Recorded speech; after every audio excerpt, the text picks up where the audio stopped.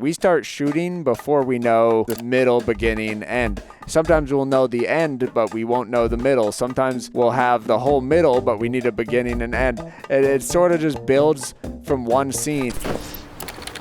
Winston, can you hear us? Yeah, I can hear you guys. Okay, remember, whatever we say, you say. If you follow that simple principle, we're gonna have a great date. All right, yeah, whatever you say, John. She's here, guys. She's coming. She's here, Winston. Hey. Hey. Hi. Oh, hi. Yes. The way I approach improv, especially a scene like this that has cross-cutting, you got three elements. You got Mason, this actor here. You got Brittany, this actress, and then you have us filmed separately in this van giving notes. So how do you improvise that?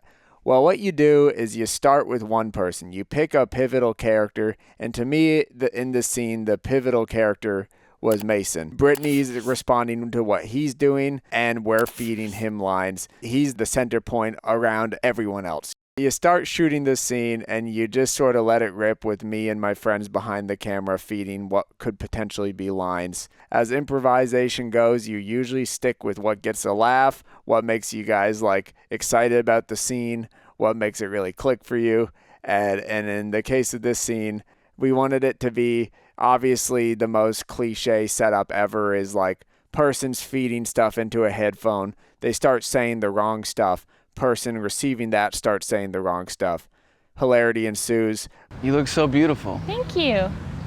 That's a beautiful shirt you have. And your shirt's so beautiful too. Oh, thanks. Where'd you get that shirt? Where'd you get the shirt? Oh, I think it, Ask her if you can try it on. Can I try your shirt on? Could I wear it? yeah, you could borrow it at any time. Tell her the shirt really matches her eyes. The shirt goes good with your eyes. I've never seen a freaking shirt like that in my goddamn life. I've seen a freaking shirt like that in my goddamn life. So what you're looking at is the full time that this 5-minute scene took to shoot. And you'll see it was 2 hours, 20 minutes total, including everything. And efficiency is a huge part of my filmmaking. I don't want to waste my own time. I don't want to waste people's time. I want to get in and have fun and laugh and get out and not feel like I asked people to be on set for 14-hour days for 2 shots. You'll see that we started on Mason. We kind of ran the scene once on him, and I don't know, I'll play a little bit, but Diarrhea delivery man. You hear me delivering. I'm a 400-pound barrels of diarrhea So you hear me in the background kind of feeding lines that my character might be feeding, and he's responding to them.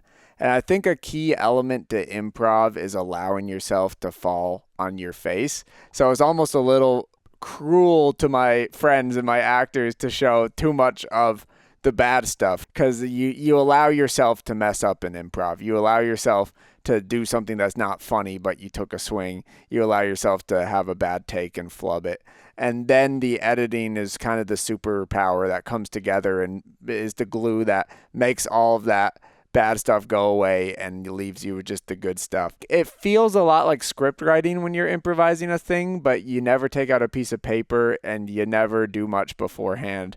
This day of script writing where you and the actors are writing the scene together, and the more takes you do, the more written it becomes. But there's never a point where we are sticklers for the word by word. On the 7th take, somebody could still throw a curveball, and in the event that they do that, you kind of have to go back and get the reaction. So if Mason on this take said something that was so funny that Brittany reacted to, we'd have to then set up Brittany's shot again and re-get what Mason said and re-get her reaction to that. And it's sort of this fun memorization dance that I think is allowed by me being the editor on my own films. I edit my movies because I operate in such a chaotic, insane-brained way that I would have to communicate so much to an editor. Whereas if I know I'm doing it myself, I can operate with this confidence every time we shoot, everything we shoot. I could be like, I know we have that scene,